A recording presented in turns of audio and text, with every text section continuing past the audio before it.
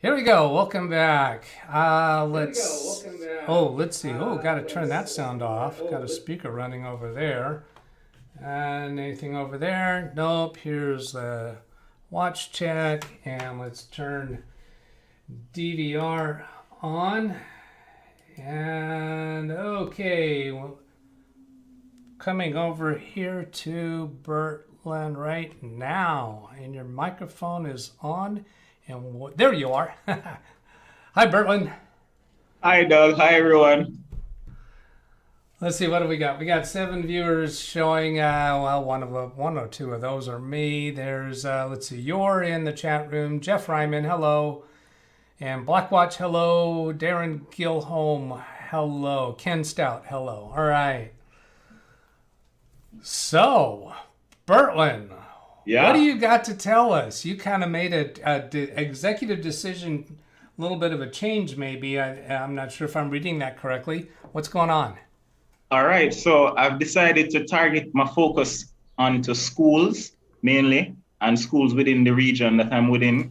And the main reason for that is because I've been doing some research, speaking to some persons in my field in the area, and they are the in the schools, they don't really have any dedicated IT personnel, or even if they have Oh, somebody in the schools, most times it's not at the level that they would need, for example, to do anything major. So somebody that would turn on the machines and that sort of thing. So all yeah. right.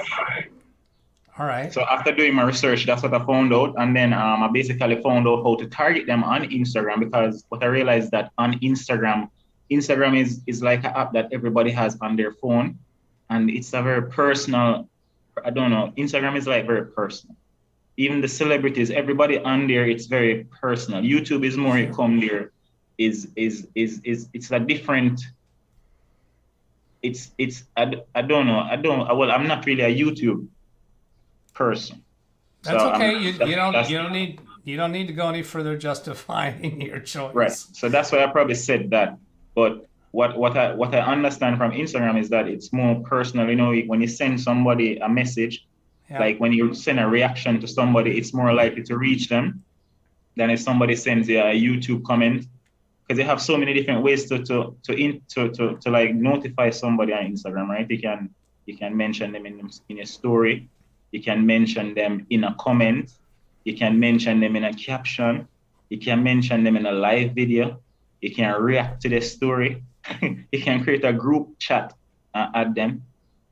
So there Okay. are so many different ways that you can reach out to them, and then you can find to do lead generation on Instagram. It takes a little work, but once you realize what you need to do, you can, like, for example, the schools, to find all the schools, right? I'm just going to target the Ministry of Education and go from there, because they would have all the schools, and I could also go on their websites. But to get all the schools that I would want on Instagram, I would target like the Ministry of Education, for example, go from there, and I try to find all the principals, interact with them on Instagram. And yeah, that's just what I want to do. And I have the means and the ways to Very do good. that, to Fine. scrape the accounts. And then Oh, also wanted to tell you about, sorry, I wanted to tell you about last week you said that I should have shared a video when that person had asked for that assistance with that right. two-factor authentication on YouTube. So I made a video on my phone, screen recorded my phone, my voice doing the narration, and I uploaded it, tagged them, and they responded very kind. It was very good. I'm great. Good. So thank you for that. Good. Yeah. Keep that up. Definitely. So, with Instagram towards the schools, have you actually reached out to any of these people yet? Not as yet. Not as yet. Okay, that's fine. Not as yet. I'm doing the initial scraping of the information. So Ministry of Education, you know, probably I want to get probably like 500 of them first, and then, but I don't know. Okay, can I give you an alternative way to look at that? Yes. Okay. My suggestion would be go ahead and get at least one or two, pursue a communication with one or two of them that can be concurrent with your gathering of the mass amount of information.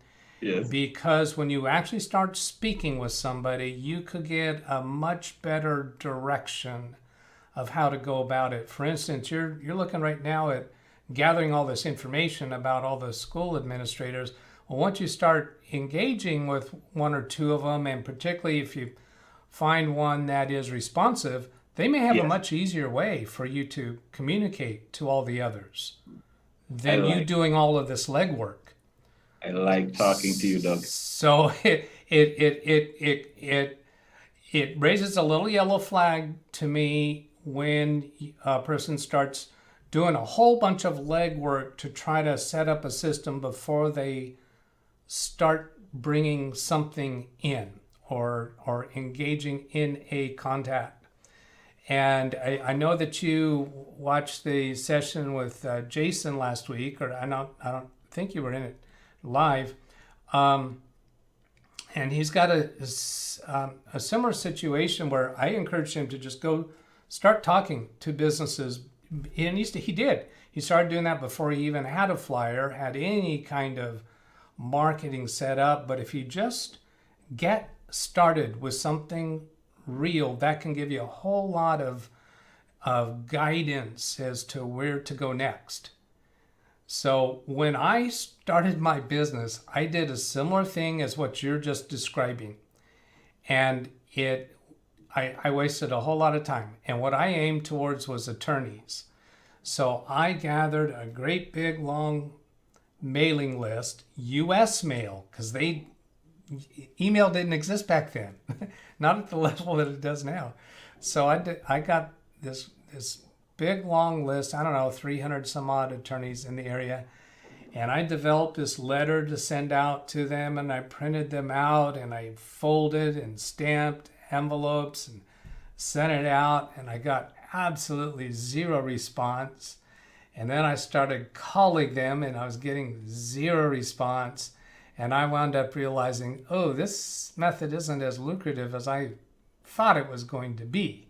And I was going towards attorneys because with my prior employment, I had some exposure to them. And I wound up taking a completely different course. And if I would have just tried calling a couple of attorneys' offices or speaking to them directly, I think I would have much quicker got to the solution that I wound up taking. Now, the solution I wound up taking was what I've described to you before as network marketing. I think I kind of stumbled around the term. Now, that's not multi-level marketing. That's not the type of thing where you sponsor somebody in and then you get a cut off their sales. Network marketing is just making face-to-face contacts with people through some other common organization or something or other. And that, along with a little bit of paid advertising, about 3 months down the road, I was earning enough money to be supporting my family on just my income. So that's a significant thing. But we're told that businesses aren't expected to be profitable until after at least 1 year, maybe 3 years, and most of them fail in less than a year. So anyway, yeah, I'd encourage you to just go ahead and get into a conversation with one or two principals or whatever administrator and try to actually make a sale, actually start doing work for one of them before you put a whole lot of time in gathering this big database and approach. So let's take a look at chat. Let's see. Aaron did a AVD check, says everything's good. Ken to Blackwatch, he's asking again about dinner time, chicken capital of the world. And let's see. Do your schools not have a board to take care of such matters? So that's where my attention turned to, because the schools in my area, they all have IT departments.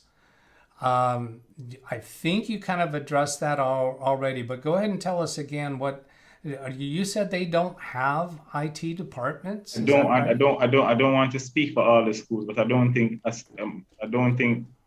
that has. I don't want to say yes. I don't want to say no. I would have to check. Okay. Yeah, because for instance, if you were to do all this work on gathering a database and even spending some money on reaching out to them, and then find out they have IT departments and they're not allowed to work with any private companies. Well, that you just wasted a lot of time.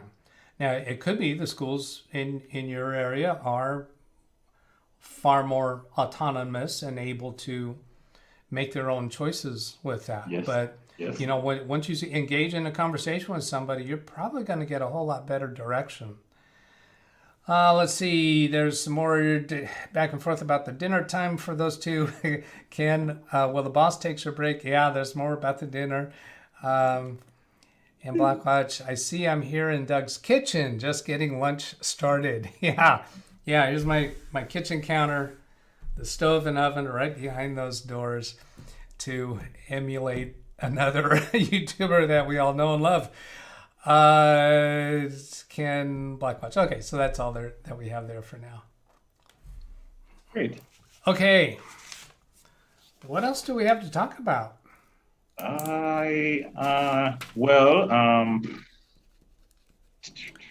So have you were doing some reaching out. Says you had a Instagram advertisement type thing that you were doing, and that's where you got the first your first response. Have you continued with that? What's going on there? Non-stop. That's non-stop. Okay, good. That's still going on. So you're not aborting what you've been working with before. You're just adding another focus. Yeah, that's great. Yeah. That's fine. Because what happened is when you post on anyway, I don't use hashtags when I post. Because I don't want it to go like, I don't also want random people to see, you know what I mean? I want persons who are following me, my audience, to see it, you know? So, I kind of create like a little story to say about me. And when you go, you tell you about me and you can see a little story. So, you know, and then on the page is mostly like just posts about IT memes or content which I create using my phone to show persons stuff, you know? So stuff like that. All right. Yeah. Are there any publicly open meetings regarding schools that you could go to, not necessarily to make a pitch there, but just kind of have your feelers out a little bit more? I mean, even we have a thing called PTA, Parent Teacher Association. That is a great idea. Yeah, so that you could engage in conversation. You might even engage in conversation with the parents of pupils in the area. See what they know about computers in their schools. You the man. The students themselves you could talk to. Yeah. So, yeah. Definitely. I used to teach at Andrews Preparatory School, and I used to teach ICT at Andrews Preparatory Schools for about 2 years. I used to teach K1 to grade 6, K3 to grade 6, sorry. The K1's a little nappy ones. K3 to grade 6, brother. I used to teach them ICT. All right. For 2 years. That was like my first real job. Good. Do you know if the schools in your area get subsidized computers from Microsoft or from government or from, I don't know if Apple does that kind of thing, but that's a thing. You have two different types of schools out here. You have public schools, private schools. Private schools are all about, you know, the contributions of the parents and the cheer. It's like a business. Public schools is government run, so they have like budgets and stuff like that, and the principal and everything, version and stuff. So I don't know. Well, it seems to me that Bill and Melinda Gates, for some period of time, were running programs to get computers into schools. So if I just do even a Google search for computers for public schools, we'll start with that. Because I think they were doing that type of thing for public schools and private schools. But just see, there's companies that do it. There's nonprofits.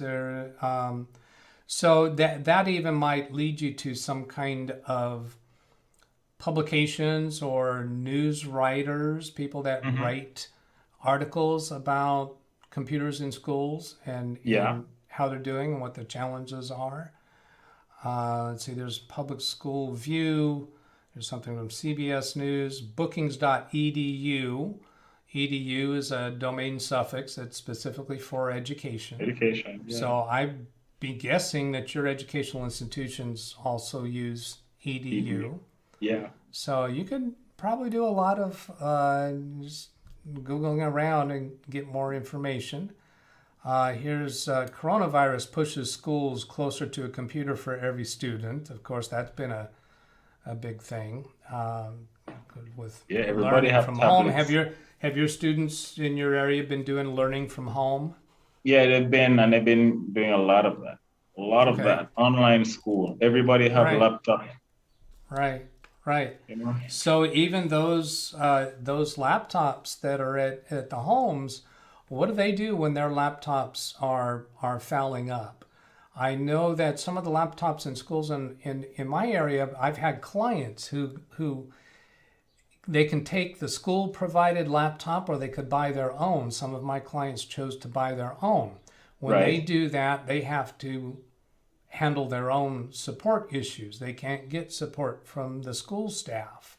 Right. So what are the students in your area doing when they need help with their computers? That might be a way to get a small inroad. Of course, that's not going to be as probably high paying per hour as supporting businesses would, but if there's a high need there, it could be easy pickings to help people.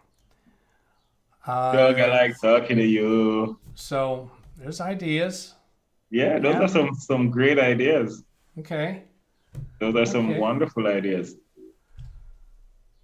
Yeah. So I think you've got enough fuel to. But you got things to do for the next week, and this thing that you're doing now, where you're still going with the Instagram, still working on that, pursuing the schools. There may be.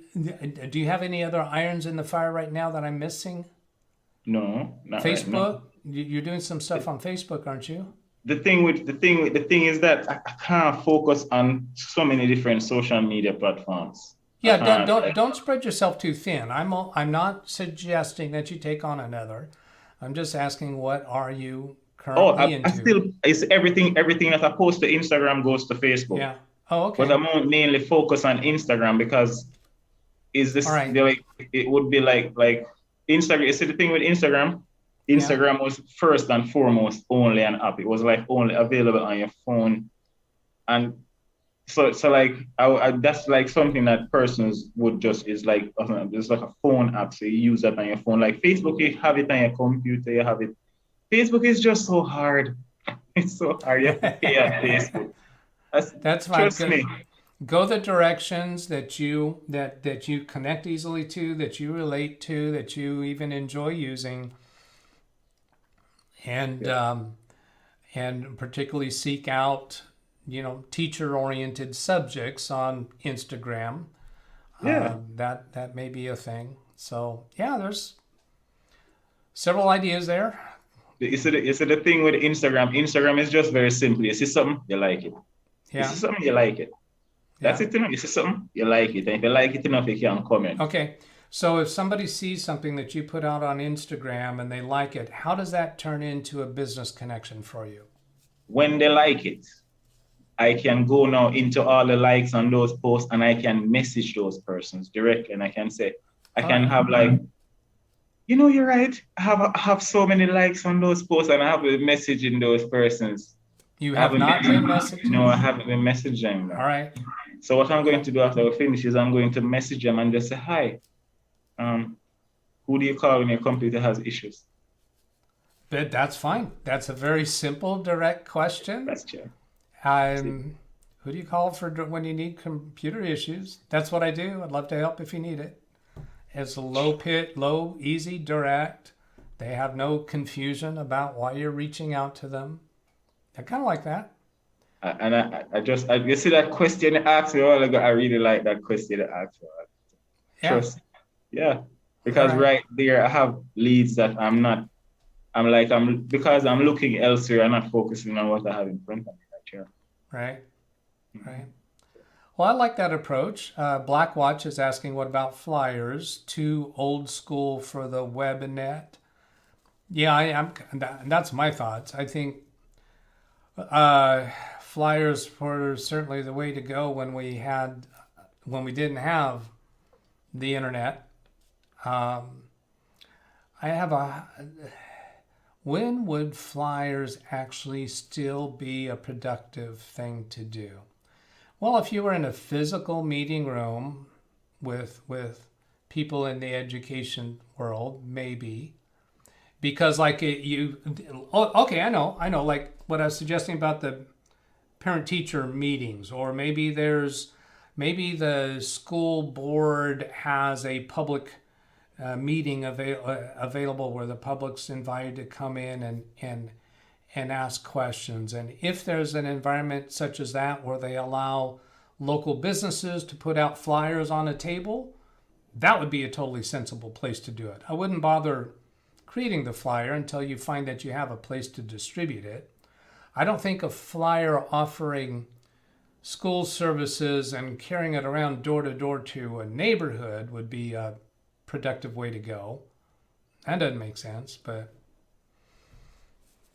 so I don't know, just an idea in the back of your head if you come across an opportunity for it. That's Blackwatch put out that idea, so let's see what we can make of it. Thank you, Blackwatch. What I say is, so what I'm saying is that I like that low, because once the person click like on the picture, when I respond to that like, it's going to actually sometimes, it should actually, I don't know, it may, if it's a story that I respond to, then it sends the story. I'm not sure. I'm going to try and see if when I send the response, the message from the like itself, it sends the picture itself. Yes, business cards. Blackwatch is something about business cards in the comments. Right. I have those, like Blackwatch and everybody else. I have business cards and I give them out. Hold on, let me grab one. Oh, you do? Yeah, we want to see it. So I have business cards and I give them out. Okay. Yeah. So you got I think that's a really obsolete Windows logo you've got on there. Now, hold it up and let us see it. It takes a little while for the camera to focus, so we couldn't see that very well. So let's get an understanding of it. Okay, Mr. Bertland, Hope. You got CIT, BCS, CCNA, MCS. Great. Consultant ICT hardware, LAN software, website. And let's see, there's a Wi-Fi signal indicator there. There's an email address on that black band. Yes, and my phone number at the bottom. I think that square one is a 3-button mouse. And then there's a logo with 3 S's. Yeah, it should be a database logo. Look like a database. It's a database logo? Yeah. All right. One is, and the other one is the hardware. This is like hardware. All right, and you got a phone number on there. Yeah. Good. Yeah, all right. Well, there's your business card. Yeah. All right. Blackwatch, thank you for the, you included in a comment on a video if there was a live stream coming up, and I didn't realize until I saw your comment, Blackwatch, that I had not yet scheduled it in the YouTube studio. So thank you for doing that. You got me. I dropped what I was doing at the moment when I saw your comment and did that. And just in general, to everybody in the chat and regular viewers of my videos, I really do appreciate your comments and your thoughts, and I read them all, and oftentimes just click a like and a heart, and I'm not actually typing responses. Yeah, but just thank you for that, seriously, for all of you. Yeah. Right. We might be winding this down soon, and that's okay to have a short session. Is there anything else on your mind? Well, this week at work, I've been focusing on 2-tier certification authority rollout. So I have a root CA. That's like what I do with a root CA is I create it in like a virtual box, make it a work group CA, so it's not even on the domain, and then I just use that to issue certification, like enterprise subordinate certification authority certificates, right? And then I created an enterprise subordinate certificate, right? And I'm trying to get that thing to come online and again coming online. I've been working on that from Thursday and it's driving me crazy. So I think what happening is when I start the enterprise subordinate certificate authority, the revocation list, it not able to find the revocation list. So I've been tinkering around. I generated some revocation lists, put it in a location. Now I need to just set some parts, clear on some parts. That's what I've actually been working on since yesterday. Okay. So it's yeah. Go ahead. So because we haven't said this for a while and there's some people maybe following your videos now, could you go ahead and describe what you do in your day job again? Yes. Bertland Hope, computer technician working as a sole proprietor. Fixed early rate, no hidden fees. Call my cell phone 1-876-560-0735. Computer support, Bertland Hope. That's your side business. Oh, what I do for real? What's your job? Yeah. My job. How are you paying the bills? Yeah. You are full-time employed, right? Yes, I work at this company called the Jamaica Intellectual Property Office, JIPO, where we protect the intellectual property rights, IP rights, IPRs, that's like trademarks. Trademarks is the easy one. Copyright is one that everybody is familiar with as well. Patents, industrial designs, geographical indications, traditional knowledge, and yeah. There should be some more that I'm not probably remembering right now, but those are the ones that come off the top of my head. And what I do for JIPO is I protect their network. I do computer administration at JIPO. So I manage basically everything there. And, I have my lab, so I kind of like keep upgrading, and tinkering around. So right now I'm working with the certificates because I want to, secure it the right way, and the standard way is to have offline root CA that's like in a virtual box somewhere that you can put on a jump drive or something and put somewhere, and it just only turn that on like once a month, once a year, when it needs to renew the subordinate enterprise CA that is granting certificates. So it's like creating my own you can encrypt purchase certificate. It's like creating my own root, trusted root, and then you have to protect it. So that's why they say you have to make it stay offline. Like it don't even turn it on. It shouldn't. You don't need the internet on it after you install it. You need to install and update and you start that service. You just disable the gateway and everything, and just only use it to issue and revoke certificates that you're going to issue to your enterprise level certificate authorities. And what they are going to do now, the enterprise level ones, what they're going to do is everything on the domain get a certificate from that. So everything on the domain go and get a certificate from that.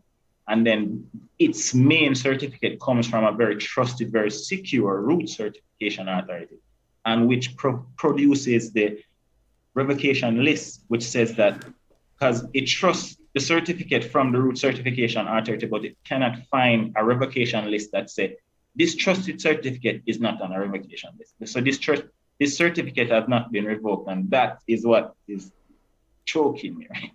Okay. That's totally, I have a vague awareness of what you're talking about. I am not asking you to explain it to me because I'm not any further interested.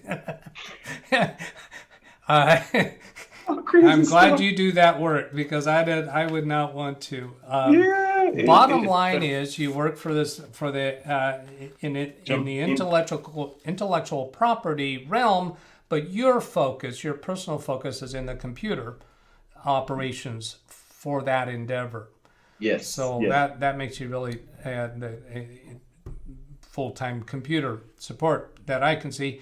So then, looking at a chat room comment from Ken, do you think the tech industry is going to pick up work-wise? I would have to say for my business, I have allowed my business volume to taper off over recent years, and so that I could pursue YouTube and other interests and not work so hard. I know that I could easily pick up more clients locally to get me back into the crazy busy that I used to be. So I have see no dearth of tech industry work locally. What I observe in the tech community on a much broader base, I see people doing a lot of work, and I know that the security industry is expecting to be growing by leaps and bounds Yes. because of these And also, evil doers. I'll call them. also the artificial intelligence. That's like this AI right now. AI Yeah. is the creme de la creme, the crust de la crust. Because initially, we had IT, right? And Yeah. then we had ICT, information communication technology, right? And then what they did is they created all of these APIs to allow you to access the information, right? So everybody have a whole heap of information, all right? So with them, do them start add artificial intelligence to that information to analyze it. And Yeah. that's where we are right now, big data. Because everybody Well, had that's APIs. So everybody had data. in my mind, the AIs is at the cutting edge. I don't see my clients getting directly involved in that for a long time. It's not really going to help my clients process a legal pleading for a court case True. that they're working on. True. The pest control company, artificial intelligence isn't going to help them with sending an invoice to their customer for spraying the bugs in their house. Maybe there's a touch of artificial intelligence in assigning the travel route for a service technician going out to service the the homes and businesses that they have to go spray on. Yeah. And maybe the AI is involved somehow in the traffic reporting and maybe juggling the route. So maybe, but my clients, they would just be using software that incorporates that, and they're not going to be directly, making choices in that regard. I don't see. How many of them you think have an Alexa or Apple device? Oh, well, in business environment, not at all. Home environment, yes. Environment. And I use it a lot. Now there you go. That good direction for you to go. So the Alexa, AI is involved there. My Siri, is she gonna wake up? No, she's not hearing. She didn't wake up. I didn't say the hey word in front of it. Yeah, so there's that, and in Google searches, yes, all of that is out there and developing, and yes, that's places for people to get jobs, and even games. I mean, games is huge. Yeah. But in the computer support that I do for my clients, I don't see much need for me learning very much at all about AI. True. And corporate IT, I think, is really a stable, continuing environment. Anyway, I think we've probably gone along enough on that. And Blackwatch responding to Ken in spades, I think he's saying he expects tech industry to pick up, or maybe, he's very busy 2 years. Maybe he means very busy in the coming 2 years, or he's been very busy for 2 years. I'm as busy as I want to be. And I know I could be more busy if I wanted to. And then you are safe in our hands, just kidding, haha.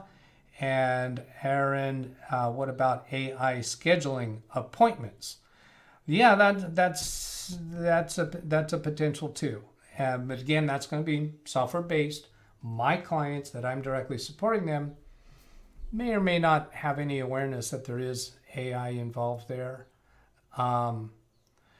So I'm not discounting AI at all. It is real. It is present. It is doing its thing. But for a local service technician, as I am, I don't think I'm going to have my hands directly on it very much. Just kind of an awareness. The big thing that I see in my world coming up is needing to be acutely aware of what's going on in terms of scamming and phishing. I had 2 communications from clients already this morning. One received an email saying his email was going to be discontinued unless he clicked this button and did something. Well, just before you and I went live, he sent me a text message asking about this. Yes. And I can tell from the from address, it's definitely bogus because it's not coming from his email provider. It's coming from his own domain name. Yes. It's coming from a username that does not exist at His own domain. His own domain name. What? No, that's bogus. that's bogus. So I'm seriously concerned about training for end users in offices. They're not. I'm really concerned about that. So for that, right? For that, you have two tools that Windows has developed for analyzing if you have been hit with malware and malware that bypasses your antivirus. So the first thing malware wants to do is it wants to log your keys, right? That's the first thing it wants. They want key log it. And how you're going to know if the malware going to key log it is they're going to download something called the Windows Performance Analyzer and the Windows Recorder. Both tools go together. What you're going to do is you're going to open up Windows Recorder and you're going to run for like 30 seconds. They're going to open a notepad document. And when you have Windows Recorder running, you're going to press a random key and it's something for 5 seconds, release it, wait. For 5 seconds, press the next key for 5 seconds, wait. Release it for 5 seconds, press the next key for 5 seconds, wait, release it, and then stop. Say that exported, open it in Windows Performance Analyzer. And what you're going to do is you're going to look for the notepad process. And you're going to look for that pattern of when you were pressing down the keys. And you see any process will match that pattern. You query that process. You look up what that process is, because that process, nothing is supposed to be having the same process of you pressing down a key. That means something wrong. Something watching what you're doing. That's the first way. Yeah, so the Windows have the tools for that you can use to analyze that. The problem with doing that form of analysis and where AI comes into this is it is very tedious. It takes a long time to go through because the amount of DLLs that are called for one process is crazy. It is. So when you have the artificial intelligence analyzing those patterns, because the AI will just spot the patterns and say, boom, flag, and you look at the flags, or you can set up something. So when you get a certain amount of flags, you do something with flags and stuff. Artificially, that's where the AI would come in. So that's where I see it playing a big role in the security field. Okay. Yeah. Let's see what else we got going on. Some more stuff about the dinner, and then Ada Rivera saying hello. Was watching on my TV. Did a lot of AI programming at university, and that was like teaching a toddler. Okay, yeah, teaching the AI what to do. So then another thing, the tech industry picking up for is what can be done through ISPs. As far as catching the activity of the bad guys, and how quickly can we catch the bad guys? The government activity that's going on with governments working together to shut down these ransomware operations. I'm all over that. I like that idea. Exactly. So I think there's going to continue to be a lot of changes happening in the tech industry, and I don't see it going away. And I wanted to add something to that also: the Internet of Things, the Internet of Things. People at home with all the smart stuff. Right. Persons should know that they should always change every default password on that thing, because what guys do is they're not hacking your computer anymore, right? The Internet of Things that go out to the internet through your own internet, they hack those things and put little servers on them they put databases on them. They put a lot of stuff on your routers, on your cameras, on your scanners, on anything that has a connection to the outside world, because it doesn't have like it doesn't have like the Windows firewall that would basically stop everything. It just, Yeah. Well, my outlook on vulnerabilities, we've got a massive quantity of vulnerabilities, and you can just see that with the number of security patches that Microsoft issues every month. We have so many devices around that don't get patched at all. The IoT devices, most of them don't get patched at all. We got so many weak practices in small to medium businesses, and the ransomware folks, they're gaining access to highly secured, large institutional environments, typically by tricking somebody into doing something they shouldn't, and that's how they get in. There's far more vulnerabilities, I think, than there are bad people out there to try to, make use of them. You see, at the Ministry of eGov, the eGov Jamaica Limited, what they have instituted is they have some training for ransomware. So what they do is this: if you click on a link that was sent out as a part of the test of ransomware, first of all, let's send you go to some ransomware training. They send you into a training by the email. They send you into a training, so you need to go refresh your skills on what to look for before you click links in emails.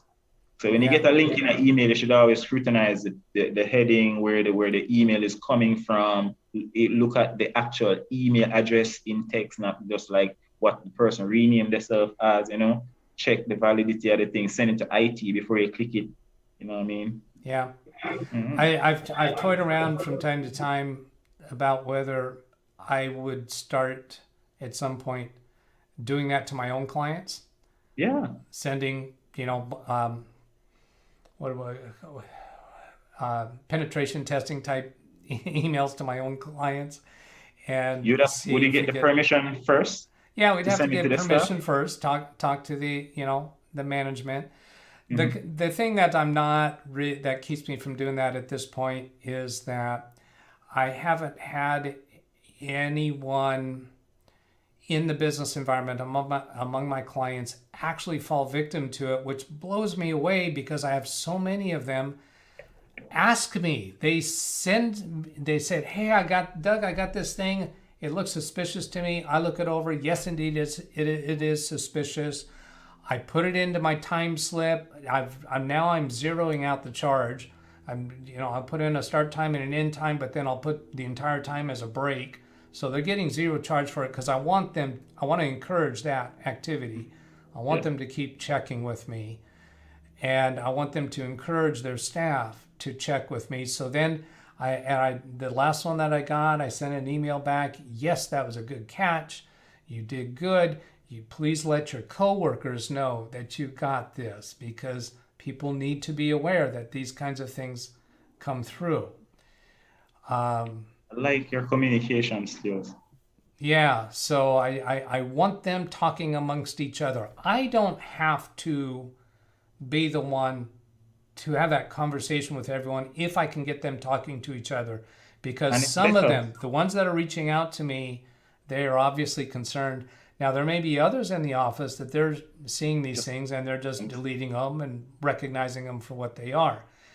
Although maybe there's others that will fall for it and simply haven't been nailed with it yet.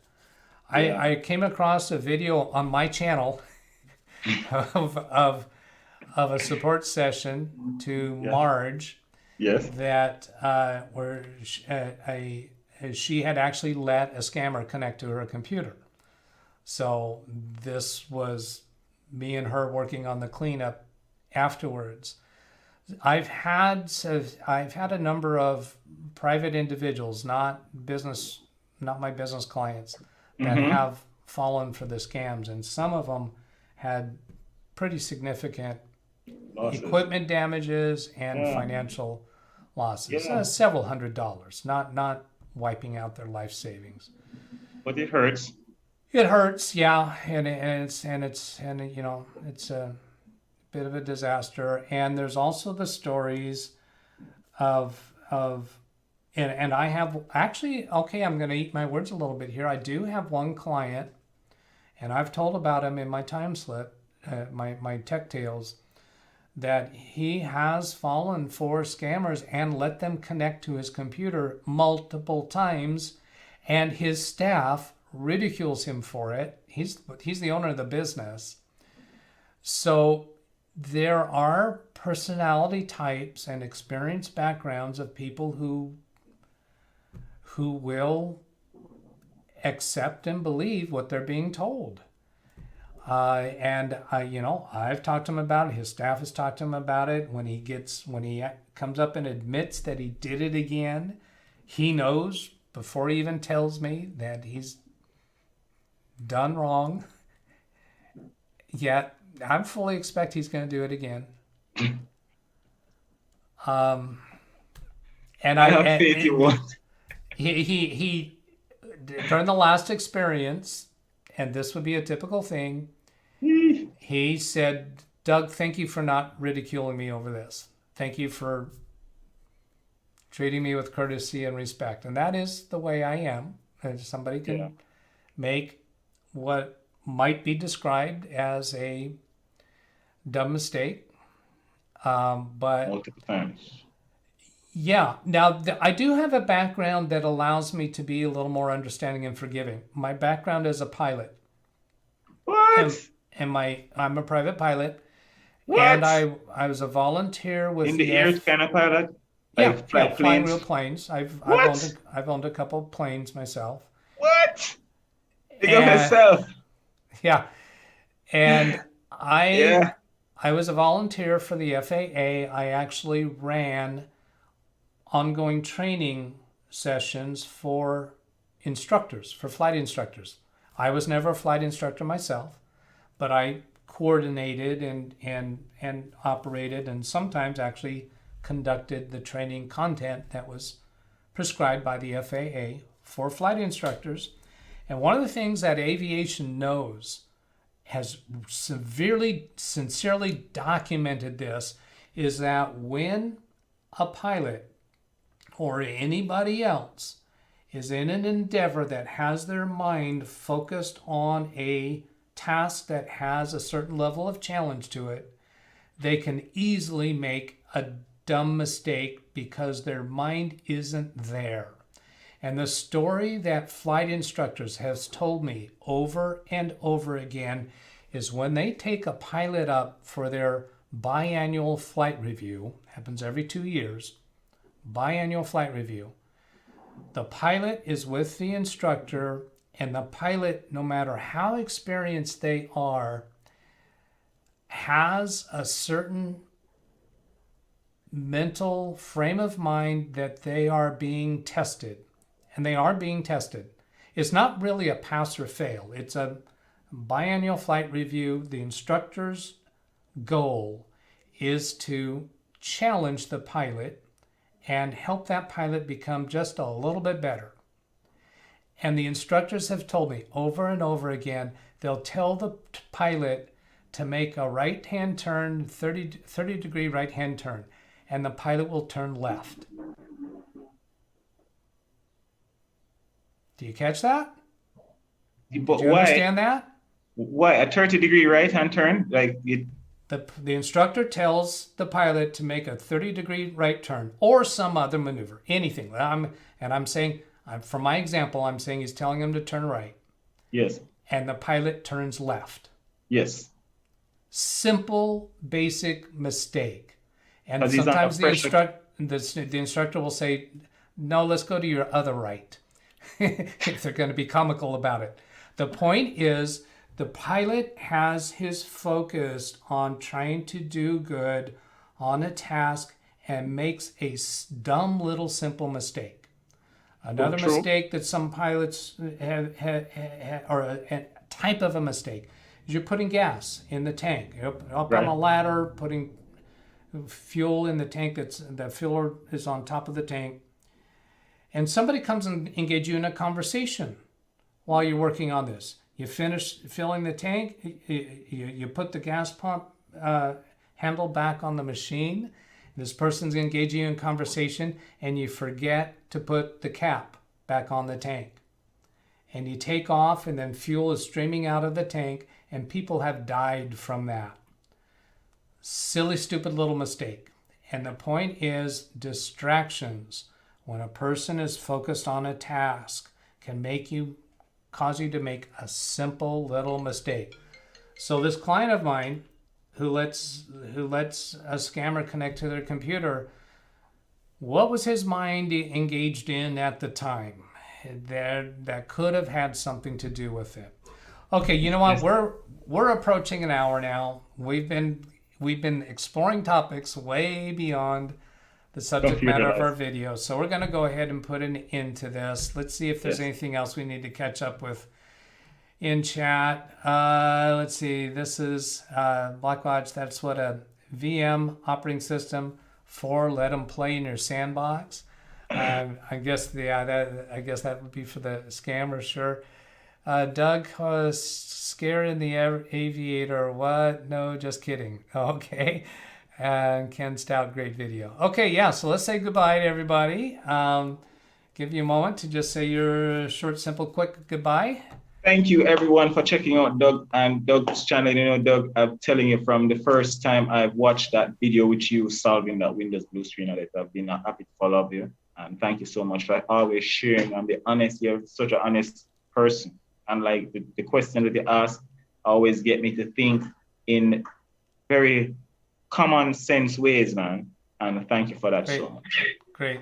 You are very welcome. So I'm going to mute you, come back over to this screen, and there's the email address if you want to reach out to me for anything. Thank you so much for everybody for being with us in the chat room. I'm showing 13 in the chat room right now, which I think one of those is me. One or two of those is me. But anyway, I hope this has been useful. Have a great day. Catch you later.